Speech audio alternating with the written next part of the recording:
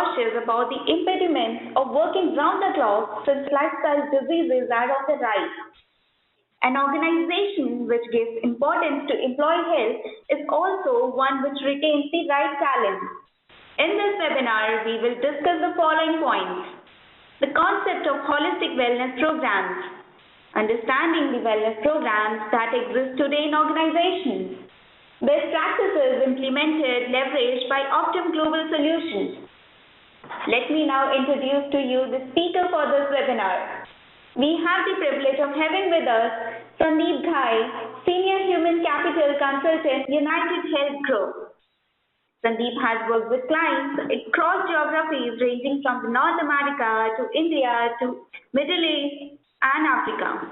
His areas of expertise include people strategy articulation, total reward structure design, job evaluation, grading structures design, organization design and structure, manpower planning, forecasting and optimization, change management support, and HR effectiveness. Our partner for today's webinar is Sanofi Pasteur. Sanofi Pasteur, the vaccines division of Sanofi, is the largest company in the world devoted entirely to human vaccines. They offer a broad range of vaccines in the world, providing protection against 20 bacterial and viral diseases. Sanofi is the world's largest producer of seasonal influenza vaccines. They are largest portfolio of vaccines for travelers and people living in tropical areas. We have saved time for you to ask your questions at the end of the webinar. For those attending the live webinar, you can submit your questions anytime during the presentation through the Q&A section. We will try to respond to as many questions as time allows. We have an exciting agenda for the webinar today. So without any further delay, I am going to hand over the webinar microphone to Sandeep. Over to you, Sandeep. Thank you very much, Shashi. Thank you, People Matters, and thank you, Sanofi, for giving an opportunity to speak about wellness at work. And thank you all for joining in for the webcast today. What better than spending your time on a Friday morning talking about wellness for your employees and, of course, the organization at large. I'm sharing my screen with everyone. The topic for today is very interesting. As Shashi said, it's about embracing wellness at work. I know we all know about health, we all know about wellness, and do take care of our personal health. But the focus for today's session is largely how organizations ensure a healthy work environment. How do you convert your workplace into a healthy workplace? What are the nuances that you keep in mind? How do you create a kind of a wellness strategy for your employees? And, of course, helping the HR fraternity in terms of how do you budget for wellness? What are the things that you keep in mind? And where is the need, first of all? Do we essentially feel that there is a need of wellness at workplace, or do we all think that wellness is a very personal agenda? Why should an organization tell me what to eat? How do I spend my day? Do I need to do that kind of an exercise? It's very personal to me. We're going to answer most of these questions through the presentation today. But if you've got any more questions, please feel free to have your questions raised during the Q&A session. You could also chat with us through the webcast. The tool allows you to chat. You can send your queries to People Matters or to me, and we'll be happy to take those questions from there. The session is very broadly defined here. We're going to talk about the need of wellness at workplace to understand where we are today as a country. Why do we talk about wellness more often these days than we used to talk about it in earlier years? We'll understand wellness as a concept. Is wellness really just health or disease management, or is it more than that? I'll also share some experience in terms of how corporate wellness plans look like today and what they should essentially look like. We'll spend some time in terms of designing a corporate wellness program, talk about the various avenues that organizations have and the kind of dimensions that we need to look at when we design a wellness program. We'll also talk a little bit about implementation. So what makes a wellness program successful is essentially implementation of the strategy itself. So how do you implement a successful wellness program in your respective organization? Briefly, we'll talk about returns. Is there any return on the investment that you do? and of course, some of the best practices that we have at Optum Global Solutions. To introduce Optum Global Solutions, it's a subsidiary of United Healthcare, which is the largest healthcare organization in the world. Let's understand the need first. Some facts here on the slide that says 38 million people die of chronic or lifestyle disease every year, and that's a huge number. What's causing the death, or what's causing all of these chronic diseases nowadays is purely because of the kind of lifestyle we have. Very sedentary, little physical activity, not properly eating the nutritious food that we need to. The cardiovascular disease account for most of the deaths, where 70.5 million people die annually. Cancers, respiratory diseases, and diabetes are taking a toll on the world. The diseases, as we see, so of course there's a lot and more statistics available in terms of the impact of diseases. But what we need to be aware of is also the economic impact of chronic diseases, or the way we call them non-communicable diseases. The economic impact from India perspective, if you see, the cost of these disease management is actually 4 to 10% of India's GDP. That's the kind of money that the government is spending today on chronic disease management. Chronic diseases account for more than 55% of all that's annual in India. And the reasons are high blood pressure, diabetes, the nutrient intake, tobacco, alcohol, and lack of physical activity. That's quite evident on the chart if you see on the slide.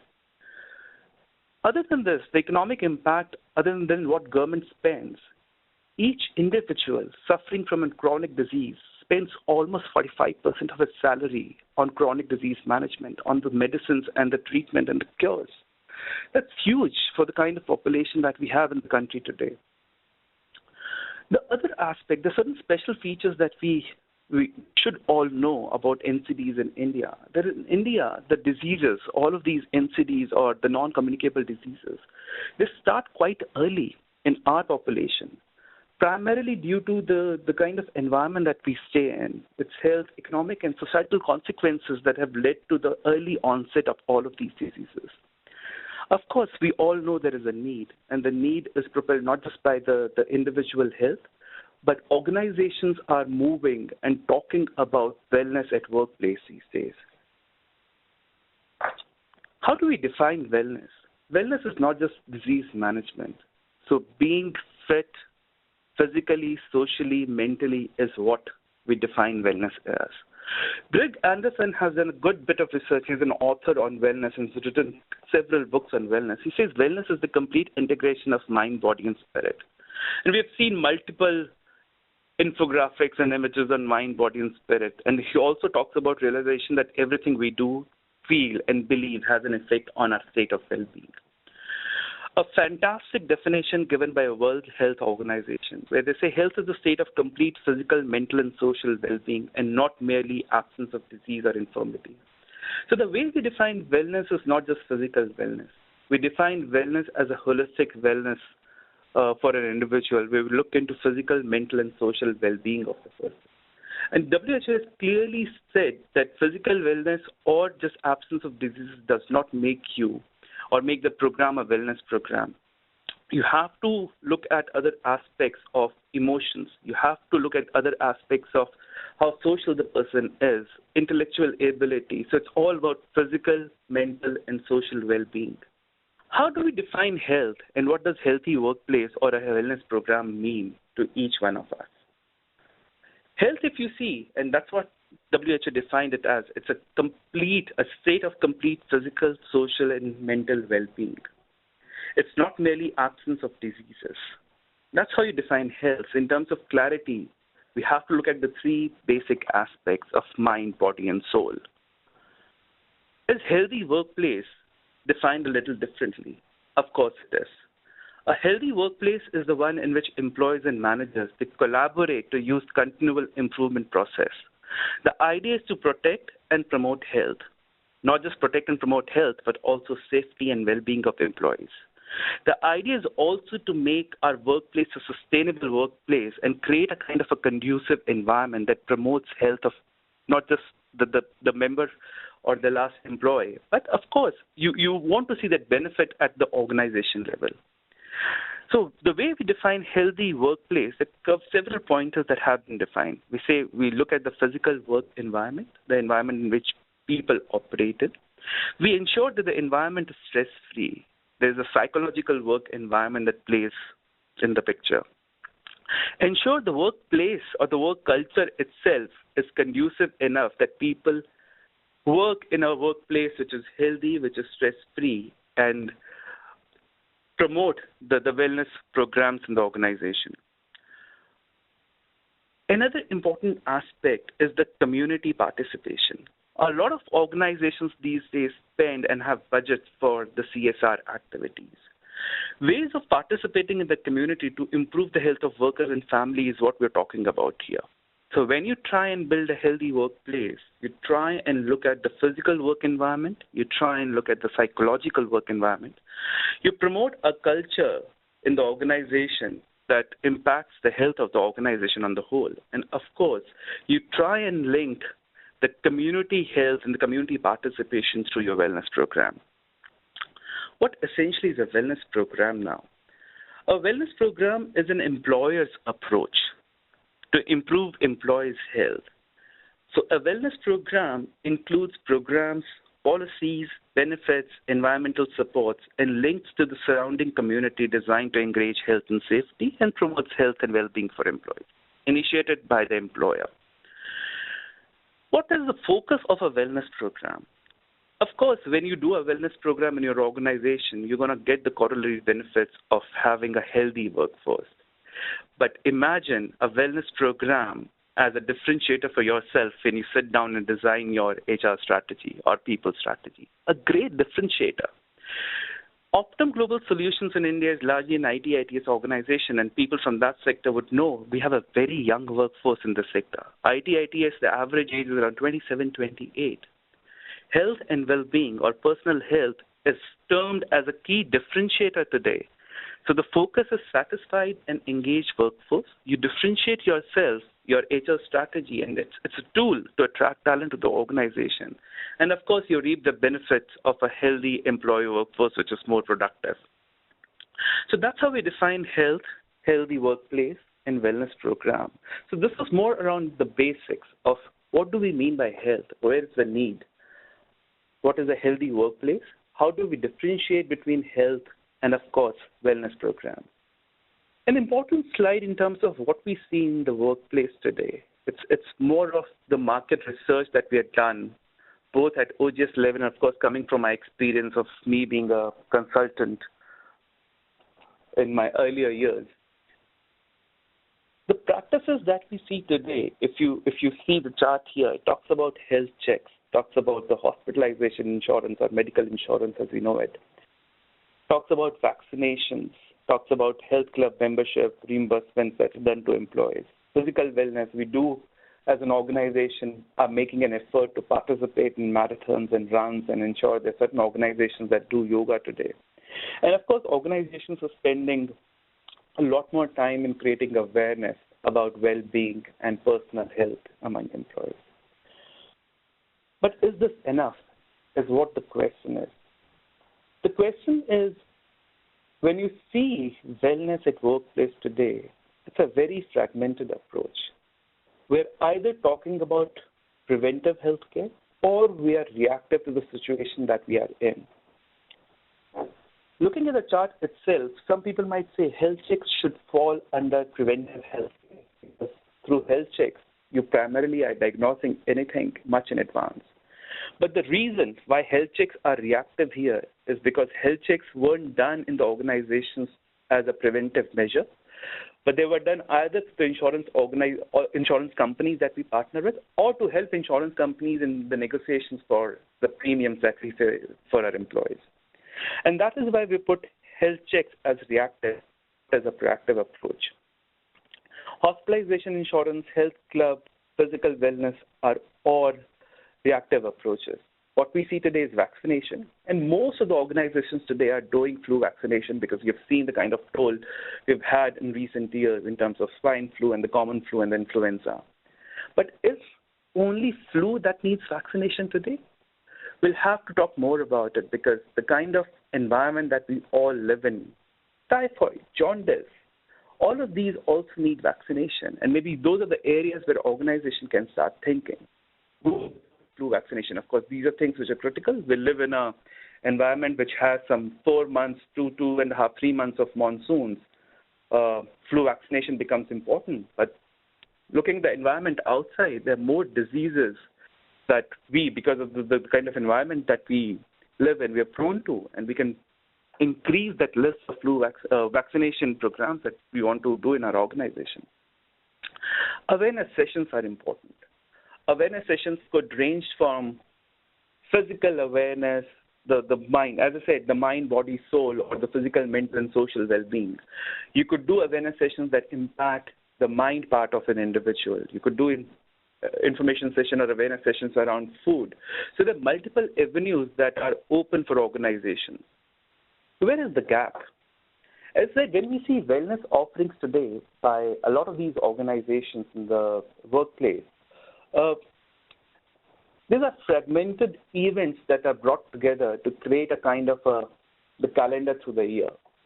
Or a lot of organizations still feel that wellness program is a part of the bouquet that they offer through total rewards. And that's where the gap is. That's where the real issue is. Because we're not focusing on wellness as a differentiator for us. We're not focusing on wellness as a differentiator in our HR strategy. We're not creating a wellness strategy for the organization. So the gap largely resides in the absence of an end-to-end wellness strategy. So what is it that I want to achieve at the end of the year or the end of the program? Do I have the right strategy in place? Is strategy linked to my business in any form? So we'll have to create a wellness strategy first. We'll have to move away from the fragmented approach. We'll have to think differently. Wellness is not getting all the events together and doing something for your employees. Wellness is thinking through an end-to-end wellness program and putting the right events in place. Create a roadmap. Based on the strategy, you have to create a roadmap in terms of what is it that you want to achieve in year 1, year 2, year 3, and year 4. Of course, the program itself has to go through a life cycle. During the inception phase, there are only few things that you can do because you'll be still figuring out stuff in the organization itself. You'll still figure out what is it your employee needs, what is it that you need as an organization. And going forward, you're going to make the program more maturer. Use technology. Living in a technology world and not using the kind of apps available to you or portals available to you, use a lot of technology. It's easier. So the kind of organizations that we work with, and we all want to scale up. We want to build a sustainable wellness program, and we want to scale up as an organization. Technology can do wonders to you. So technology enablement of wellness program is critical because that's how you deliver a scalable model to your employees. Shouldn't happen that the organization is growing at a very fast pace, but your program is still lacking behind. You're not able to deliver it unless there's a technology intervention in the program itself. The last point on gap, and very critical, is insufficient data and inefficient data management or analytics. Even at the country level, there's very little research that is available in terms of wellness programs and the ROI you derive from the wellness program. At the organization levels, all organizations are doing something or the other to promote health and well-being of their people. But are you analyzing the data and pulling that data out from your data management systems and using that as an input to your strategy? The answer might be yes or no. Or the answer might say yes to an extent, but not to the extent that we should have done it. So use the data more efficiently. Try and do data analytics on anything and everything that you do. Even as simple as if you have a gym in your office premises, just keep a tab of how many people are using the facility day in and day out. For others who are not using it, try and talk to them. Hey, what is the reason why you can't use the gym? Is it the work pressure? Is it you haven't been able to speak to your manager? So do the cause analysis. Get to the deeper analysis and see what is it that you can impact or influence in the organization, and use the data back to create a kind of strategy which is more implementable, I would say, for the organization that you are. How do you design a corporate wellness program? A very interesting slide. This is how, if you remember, World Health Organization has said that wellness is complete physical, mental, and social well-being. And they've also helped identify the 7 dimensions of a corporate wellness program. We'll start with physical wellness. So 7 dimensions talk about physical well-being, emotional well-being, career, intellectual, environmental, spiritual, and social. Physical wellness refers to the ability to maintain a healthy life that allows each individual to carry your daily activities without fatigue and physical stress.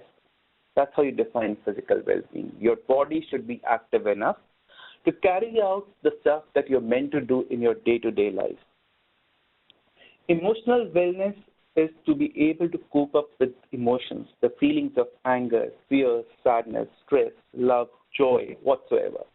So that's your emotional strength that you want to build as a part of your emotional wellness program. Career wellness talks about the satisfaction that employees get by doing the kind of job that they're into. Am I satisfied doing what I'm supposed to do? And if I am, I'll be both physically active because I would want to do more. I would be stress-free because this is what I love to do. Intellectual wellness, very interesting aspect or dimension of a corporate wellness program. We live in a world of technology. We live in a world of competition. Each organization spends money for innovation in the organization. We want innovative products, innovative processes, systems, policies, right? We encourage our people to think out of the box. That's what intellectual wellness refers to. It's the ability to be creative, find new ideas and experiences that can be applied in your discussions, group interactions, and community well-being. Environmental wellness. We said there's a social aspect to wellness program as well. There's a community aspect to wellness program. Through environmental wellness, what you try and do is you try and link your CSR or community aspect with the individual wellness program. You understand the responsibility and try and build a sustainable environment around you. That's the environmental wellness, the dimension on environmental wellness for a corporate wellness program. Spiritual wellness is all about balancing the values and actions, harmony in life. And lastly, the social wellness. We all understand we are all social, and social wellness essentially means to bring out that positivity in your relationships with family, with friends, with colleagues, bosses, subordinates, and to contribute to the social welfare of the society. So these are the 7 dimensions of a corporate wellness program, right from physical, emotional, career, intellectual, environmental, spiritual, and social. As an organization, what we need to do is we'll have to see what is it that I want to start with when I'm designing my own wellness program. Where is the need? What is it that my employees need? What is it that I as an organization believes in? You try and start from that particular dimension and then weave in the other aspects of wellness to create a holistic wellness program. The model is also called SPECIES. That's the abbreviation, SPECIES. That's the easier way to remember it. S for social, P for physical, E for emotional, career, intellectual, environmental, and spiritual. How do you bring it to life? You bring the 7 dimensions of wellness to life by using all the 4 avenues which are available to you at an organization level. Implementation of health and wellness program that is sustainable and effective in meeting the needs of employees and the employer requirements. You require more than just knowing the issues. You have to move beyond the issues, right? When I say as an organization, there are 2 aspects when you try and implement a wellness program or try to create a wellness strategy for yourself. You look at the needs and you look at the wants of the organization. And you try and create a balance of all of this. How do you create a healthy workplace? I'm sure we all know the answer because the answer is how do you create anything, not just a healthy workplace, but the way you create anything is how you create a healthy workplace. You focus on continual improvement. That continual improvement at the organization level, at the department level, at the team level, at the individual level is very important. And you try and percolate the idea of continuous improvement throughout the organization. You maximize the use of management system approach. We've all heard the concept of management system approach when we were studying in our MBAs and of course post-graduation. Use that, implement that for the organization. Do maximum knowledge transfer, awareness sessions, talk about it, let managers talk to their subordinates in their catch-ups, let people talk to each other. So create avenues in the organization where knowledge transfer becomes a part of it. You built it in the DNA of the organization. There are multiple things that organizations have at their disposal today, and I always talk about technology. You've been using WhatsApp to create groups. Create groups within the organization. Use your intranet to create that community. You could create communities of people who are more interested in physical wellness. Create communities of people who are interested in emotional wellness. And that's how you start sharing that knowledge. You start the knowledge transfer. Do a lot of research. The last and the fourth point is you have to do a lot of research, do the right data management, and you take an action on the research component. So the 4 areas that really help you build a healthy workplace is focus on improvement. See how do you ensure that this improvement is built in the DNA of the organization. Use your management system. Create a knowledge transfer avenue for people so that people can talk to each other. They know what they're talking about. And people who don't know, they hear what's the new buzzword and why it is important. And, of course, data analytics and action based on the research components. The 4 avenues of organization that you see on the slide, which is physical, personal health resources, community involvement, or the psychological work environment, they're not discrete, but they overlap. And you realize the 7 dimensions by working through all of these 4 resources that are available to you as an organization. This is all integrated.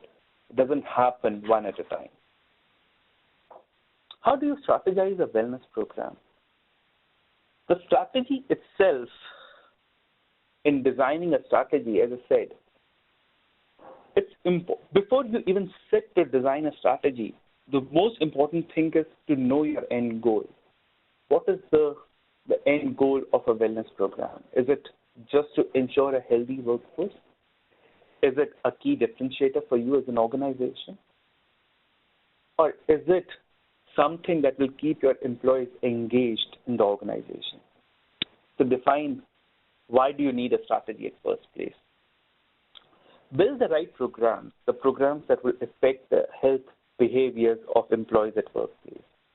Put into place the right policies, the formal and the informal guidelines to protect and promote a healthy employee base. Talk about benefits. Talk more often than usual. Put it as a part of your total reward strategy, because there are several ways you design your strategy or a wellness strategy. One is you say, as a people strategy, wellness will be my key component because this is what will differentiate me as an organization. The most important part is to have business also aligned with you, because eventually the goal is to build an engaged, productive workforce and, of course, reap those quarterly benefits of health. But if you take the business buy-in, your wellness strategy is a part of your business strategy. And everybody is working to ensure that you are able to successfully implement it for your organization. And last but not least is to create a kind of environment, physical factors at a nearby workplace to protect and enhance the employee health. We've talked about it in the initial slides where we said it's not just promotion of health and creating a disease management system for your organization. It also means safety of people at your workplace. That's how you strategize the entire wellness program. Before we move to the returns, I want to take a minute to talk about how do you actually implement the strategy that you've designed for a wellness program. You start with the leadership buy-in, mobilize the strategy. And how do you mobilize strategy is talk to the leadership, talk to business, of course, and the HR leadership. Get their buy-in in terms of what you intend to do. Once you have the buy-in, your strategy has to be an integral part of your mission and vision. People need to hear about wellness more often than they have been hearing it. Budget allocations, most critical, because when you get the leadership buy-in, you also need to allocate the right budgets to a wellness program. And how do you do that? What are the inputs that you need to be able to get to the right budget number? It all depends upon your end goal. As I said, with passing years, your wellness programs will also mature, right? In the first year, when you're sitting down to put a strategy in place, you might want to focus on only a couple of things. But this is what I intend to do in the first year. This is what I would do in the second year. So what you essentially do is, as an organization, you start putting those programs and policies into place. See what are the events that you need under each program. Get the budget approval done based on programs and events for the first year. But eventually you'll have to move to a more holistic approach where your budget allocation will depend upon not just the kind of programs and activities that you do, but also time with the number of employees in the organization, because that's how you make your wellness programs more scalable, so that you have a better reach, a deeper reach in the organization. So mobilize, get the leadership buy-in, do the right budget allocations, both through the kind of programs that you want to initiate in the organization and also take into account the number of employees in the organization. Once the program or the strategy is mobilized, the next step is to articulate the charter. What is it that I want to achieve? What are the avenues that I want to impact? How will I achieve what I've set myself for? So articulate a charter. Do your assessment or analytics very thoroughly. When I say analytics, I focus a lot on data analytics because it talks about both the internal analytics available in the organization. This is what my employees need, and we've spoken about it. And of course, the external analytics, this is what the organizations in the marketplace are doing, right? So get the analytics done. It's all about finding a balance between what you need and what you want. So prioritize your wants and your needs. Put your high needs up, followed by high wants, and then go forward in the list. Plan, create a kind of a roadmap. Put timelines, budgets, maintenance plans, annual plans in place. Once the entire budgeting, planning, and you're aware of what you want to do, you've done your research, and you prioritize what you want to start, is where you start execution part. You start doing as an organization what you need to do. What I strongly believe in is if you're focusing on wellness at workplace, you'll have to create committees which are doing wellness for your employees. Identify the responsibility charter. Have somebody lead the program and have people aligned to him or her to take each program and event and do an end-to-end program management or event management. We're not saying that you might need a dedicated team at the first place. Of course, people can be pulled from their usual work by creating certain bandwidth and run the show for you. After implementation of each program and activity, the two most important aspects of a successful implementation is evaluation. Evaluate the program, each event, each program, and evaluate your strategy and roadmap as you go. Because this data of evaluation will be a key input when you redefine your strategy, when you redefine your roadmap at the end of the year, before you move into the next year. And continual improvement. Very focused, see what is it that needs to improve, what went well, what did not go well, and ensure that you're doing the right things for the organization and right things for your employees. Return on investment. We all live in a business environment, even though we might be from the HR fraternity, but of course we are partners to the business. Is there any return on investment for every dollar spent on a wellness program? As I said, at the country level, at India level, we have very limited data that talks about returns because we, as a country or a group of organizations in this country, we haven't achieved the kind of maturity that we want to achieve through a wellness program. Some people are doing it really well. There are organizations who are doing it very well, but the data is still lacking. It's still missing. There was a study that was done by the RAND Group. It's a non-profit research institute that examined 10-year-old data from Fortune 100 employers. And what they say, for every dollar that you spend, there's a return of 1.5. And the savings largely come from disease management programs than from the lifestyle management programs. We'll talk more about what disease management and lifestyle management means when we look at the OGS or the Optum Global Solutions practices. But the returns per se from 10 years data is at 1.5, which is great. We've also heard of organizations, I'm not going to name the organizations, but there are organizations that have got returns of more than $3 for every dollar that they've spent. But is the dollar return what we are looking at? Is that what we want? Wellness is beyond the dollar return. You have to see value in the program. So when we talk about wellness programs at the corporate or at the organization level, we have to look at value on investment rather than the returns on investment. It's a better measure, of course. We're talking about reduced sickness-related absenteeism. It does. So when you implement a kind of wellness program, it reduces sickness-related absenteeism. Again, as I said, in India, it's very difficult to analyze the sickness data or the absence related to sickness data. It improves higher employee productivity. Your employees have higher morale. They are more confident. They're physically fit. They're mentally fit. They're emotionally stable. And of course, the employees are more engaged. They know that the organization cares about them. 90% of business leaders, when we talk to them, they said promoting wellness can affect employee productivity and performance. And that's what they want to achieve at the end of the year. ROI measurement, as I said, is a very myopic view because you have to start looking at the value that you derive from the wellness program, which has far greater benefits than just the dollar value that you see. Thank you, Sandeep, and what an insightful presentation. We have started receiving questions, but I'm sure most of our audience questions would be already answered through your presentation. So we'll be now moving on to our first question. The first question coming up is by Garima. She's from L&T. Her question is, most of their wellness programs like awareness sessions, marathons, yoga, etc. see a very good start at the time of kickoff, but the employees quickly lose interest and focus. So what could be a couple of tips on how they can increase employee participation in wellness programs? Very good question.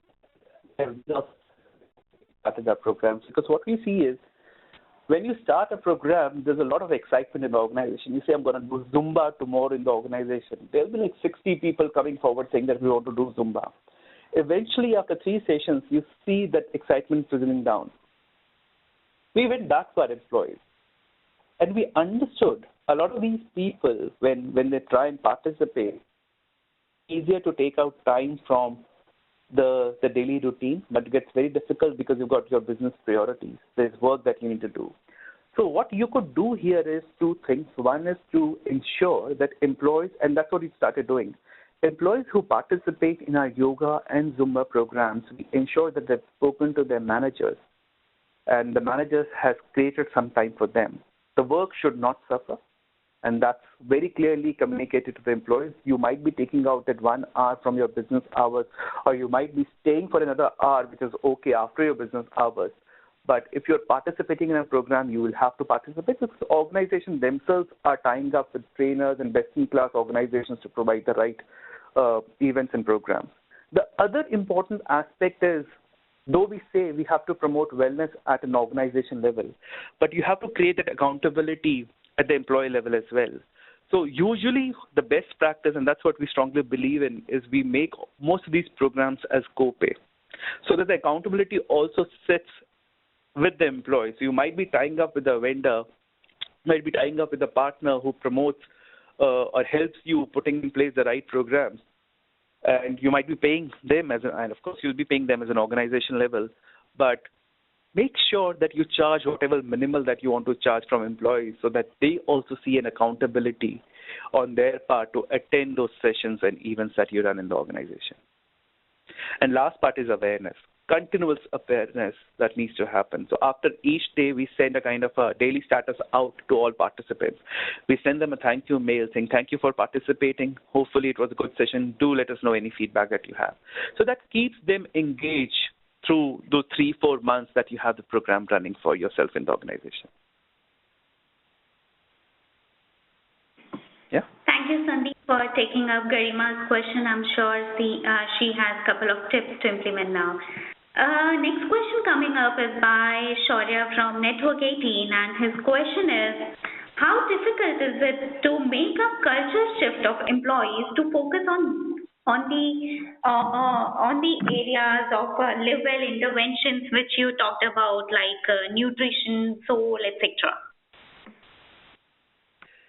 As I said, when we talk about physical wellness, mental or emotional, or even nutrition, it's all behavioral change. It's the culture that you want to promote in the organization. It will take time, but you have to continuously move towards it. The way we do it in the organization, and that's again one of the best practices that we've learned because we've started the program very early, is through continual awareness sessions. Talk about benefits. We ensure that our people hear more often that they need to hear about something. As I said, for nutrition, we try and get new vendors, but it was so difficult to get people eat healthy food because they were so used to the kind of diet that they eat day in and day out. But through mailers, through leadership floor walks, through kind of promotional material that we had around, announcements that we made in terms of, eating this, so many calories, this is the number of steps that you have to take. So we tried and link everything together and ensure that we are trying to shift that behavior. But shifting behavior, as I said, will take its own time, but continuously work towards it through all the means and channels that you have at your disposal. Thank you, Sandeep, for taking up Shaurya's question and sharing couple of tips to shift the behavioral mindset for healthy lifestyle. Next question coming up is by Sugata, and her question is how to ensure positive reinforcement towards wellness through incentivization. Say that again, if you could just repeat the question. Sure. So her question is how to ensure positive reinforcement towards wellness through incentive programs. Oh, yeah. Very, very important aspect. And that's how you, and I'm going to link Shaurya's question here as well, because how do you create that culture and how do you shift those behaviors? Whenever you start an activity in a program, I said, the first aspect is to create that accountability. If you charge back to employees, whatever token money that you want to charge back, or the way you want to drive that accountability, that's up to you for the kind of population that you have in your organization. The other aspect is incentivizing. Okay, organizations are looking at, and that's what we also do. So people who are regular in our wellness programs, events, we've seen that people have, and we get that feedback every day, actually, day in and day out, in terms of how the programs have helped them. We try and recognize those people in the organization. Of course, you through the program or the event, you transformed yourself. You are a more healthier person, more fitter person. But once you say, hey, this is the person who's achieved something through our program, and you incentivize, you recognize them, you call them at a forum, you make them as your brand ambassadors, huge value. And that's how you try and build that culture change in the organization. Let your people be recognized through various incentives. These incentives could be as simple as mementos, trophies, giving a certificate of participation, or the multiple things that the organizations are doing. We did a walking challenge in the organization, and we are rewarding the top male, top female who've clocked in the maximum number of steps, the top team, and have these people be your brand ambassadors, because when they say, I was clocking in 15,000 steps daily, my BMI improved, I reduced my weight, I've become more active, and this has become a part of my habit now to walk 10,000 steps every day. And when people talk about these changes, the entire organization more or less, is ready for that change to happen. So ensure when you talk about wellness, it is a part of your total reward strategy as well. You put some budgets aside for recognition, rewarding people for participating in the challenge, winning the challenge, or seeing the kind of changes that they want to see. It encourages everyone, not just the employee who's gone through it, but also people around him. I hope that answers your question. Thank you, Sandeep, for answering Sugata's question and sharing tips for total rewards. You have talked about ROI and VOI. So our next question coming up is by Vivek Saha. And his question is, how can I evaluate the engagement level post the wellness program is executed? There are two ways of doing it. One is, of course, at the program level, you measure something which is called the program adoption rate. And that's what we said. So when you start a program, people might be all very excited, enthusiastic to enroll for the program, but eventually you see that excitement going down. So adoption rate is when you measure the adoption rate at the start of the program and at the end of the program. That gives you the engagement of employees for that program, how engaged people were, what were the reasons that were cited for people not joining the program or not coming for that event or for that class whatsoever. The other aspect, which is a broader aspect, is when you're measuring, and it starts from the strategy again. How do you want to promote wellness in your organization? Is it running as an aggregate of events, or is it actually your people strategy where you want to differentiate yourself? Is it actually a part of your business strategy where you want to have a healthy, productive workforce? So the way you define your strategy, you might want to include one of those questions around well-being and wellness in your engagement surveys. Do I want to stick around with this organization because the organization cares about me and my family? And you'll get the data out there. So two ways. One is engagement at the program level, and other is engagement at the organization level, but propelled through the wellness programs. Thank you, Sandeep, for taking up Vivek's question. We still have so many questions left and we are running out of time, so we'll just take 2-3 more questions. Next question is by Ravika, and her question is, she actually wants a couple of tips from you on how they can link attrition with the wellness program. How they can link? Sorry. Attrition rate in an organization with the wellness programs. I'm sorry, you'll have to say the word again. Sure. So Ravika's question is how we can link attrition rate, employers leaving the wellness program. Okay, fair enough. So Ravikant, I think when I answered the question on engagement, it's very difficult to link attrition rate to wellness because attrition depends upon a lot more factors, right? It could be a personal choice, it could be better role, better comp, situation, personal situation, I want to move out for a city. It's very difficult. I would always suggest if you can link engagement to wellness, that's a better approach. But linking attrition to wellness might not give you the kind of data that you want to see. Because attrition rates are totally, they're both factors, both coming from the organization aspects, of course, and of course the factors which are more personal to an individual.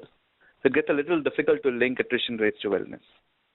Thank you, Sandeep, for taking up this question. Our next question is by Sarmishta, and her question is, they are actually a very sales-driven organization, so there is a lot of stress on sales targets. So how we can address this? You have talked about that wellness is not only limited to physical wellness, you have talked about emotional wellness, spiritual wellness. So how they can address this in such a target-driven organization? Correct. So what happens in a target-driven organization or a sales organization, I'm sure that people have to travel a lot. People are continuously in meetings. People might not get time to eat at the proper time that they need to eat. Stressed out because of the targets that they need to achieve. So try and get that population intact first in terms of, so even in a sales organization, not everybody is out on road selling. There are people who are back-end supporting him. So you'll have to differentiate in terms of the various roles that fit, and then try and create a roadmap or a program for people that are more effective for that kind of a population. Of course, at the conceptual level or a philosophical level, physical wellness, emotional wellness, and social wellness is important. But for your kind of environment where it's a sales-driven organization where people are on road meeting the sales target, I think emotional wellness or stress is what takes a toll. try and create awareness sessions, introduce a kind of EAP helpline for people where they can talk to psychologists and get the questions answered, and ensure that on the physical aspects also you're creating that awareness, ensure that people take out time for exercises, and that's all coming through awareness. Provide the avenues. If you cannot provide the avenues within your offices, there are more than enough partners available in the marketplace that give you those flexi well-being options where people can do what they want to do. They can do yoga one day, they can do Zumba the other day, they can do cycling, swimming, whatever. But start creating that awareness in the organization. Thank you, Sandeep, for taking up this question. We are left with only 1 minute, so we'll take this last question. Next question coming up is by Samir Bhiva Purkar. His question is, as you rightly mentioned that buying of leadership for such programs, wellness program, is important. So can you give them a couple of tips on how to influence leadership for the same? Very good question, and I think leadership buy-in is critical because you have to ensure that your leaders are giving you the budgets and leaders are the ones who are promoting it. It's not very difficult to get it buy-in these days because leaders themselves are becoming more and more inclined towards well-being, be it their personal well-being. But if you go back to the leaders and say, hey, listen, this is the strategy that I have, this is the roadmap that I have, we are not talking about ROI at the first place, but we are talking about VOI. We will come back to you at the end of the year in terms of what we have achieved so far in terms of the value through this program. In the first year or the second year, getting the returns is very difficult because you'll be able to see the returns only when the program matures enough.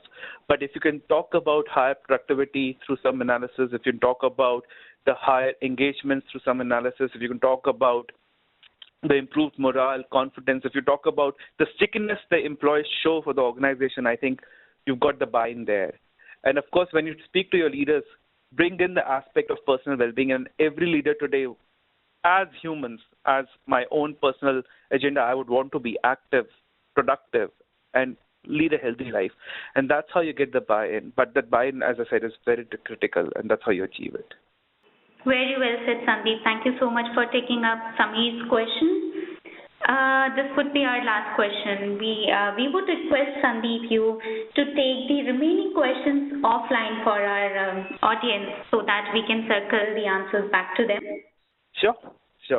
Thank you so much, Sandeep. And with this question and answer session, we are going to wrap up today's webinar. Once again, we thank today's webinar partner, Sanofi Pasha. Also, our special thanks to our speaker, Sandeep Ghai, for this webinar and invaluable information that he had shared with us today. And I would like to thank everybody in the webinar audience for participating in today's presentation. We will come back to you with many more. That concludes today's webcast. Thank you and have a great day. Thank you very much. Take care. Bye.